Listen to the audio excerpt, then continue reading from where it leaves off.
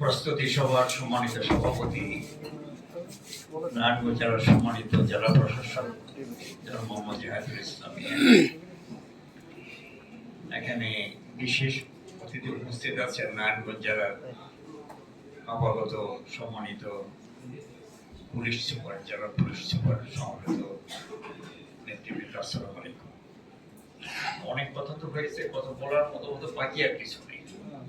তারপর আমি একটা বিষয় দৃষ্টি আকর্ষণ করতে চাচ্ছিলাম, বিষয়টা জাতীয়।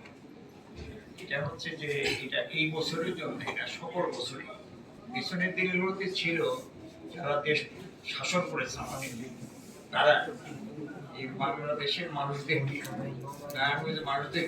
এইভাবে ভাগ করে তারা একটা দখল করে এই হিন্দুদেরকে তারা দখলে নিয়ে রাখছে। হিন্দুদের তারা দখলে নিয়ে তারা সবসময় চেয়েছে জামাত বিএনপিকে এই হিন্দুদের মুখোমুখি করা, প্রতিদ্বন্দ্বী করে রাখতে চেয়েছে। কোনো অযথাই নিজের কোনো দুর্ঘটনা ঘটিয়ে এই দুর্নাম এটা বিএনপি জামাতের উপরে চাপাত। আল্লাহ তাআলার মেহেরবানি যে গত 5ই আগস্টের পর থেকে তারা পালিয়ে যাওয়ার কারণে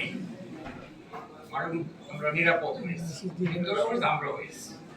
তারপরে একটা উদ্বেগগ্রস্ত অংশ এখন রয়ে গেছে, সেটা হলো যে কথা আমি মনে করছি, ভয় পাচ্ছি।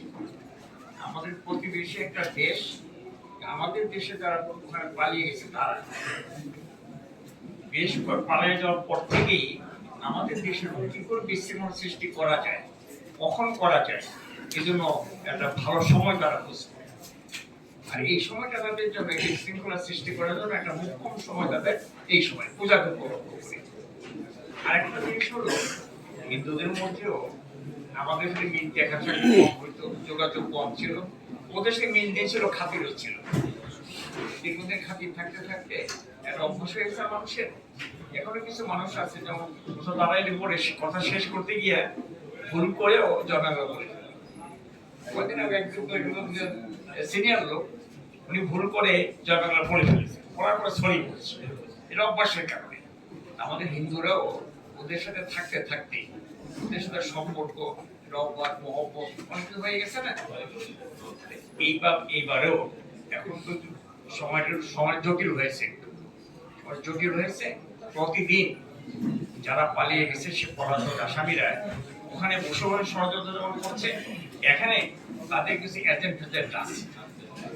আমি গতকালকে বলেছিলাম যে একটা পরিবারের সবাই পালিয়ে গেছে, একজন লোক সেখানে রয়ে গেছে।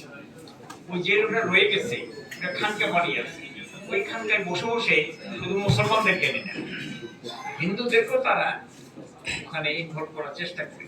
ওই খানকার ব্যাপারে থাকা দরকার, ওই খানকার বসে এই পূজার সময় কোনো ষড়যন্ত্র করতে না পারে। সবচেয়ে সমস্যা হলো যে হিন্দুদেরকে থাকতে হবে, মানুষকে আল্লাহ তাআলা বানানোর ক্ষেত্রে ভিন্ন ভিন্ন করে বানিয়েছে। এই যে আল্লাহ তাআলার অনন্য বৈশিষ্ট্য হলো ভিন্নতা। মুসলমানের মধ্যে ভিন্ন ভিন্ন কি আছে, হিন্দুদের মধ্যে আছে।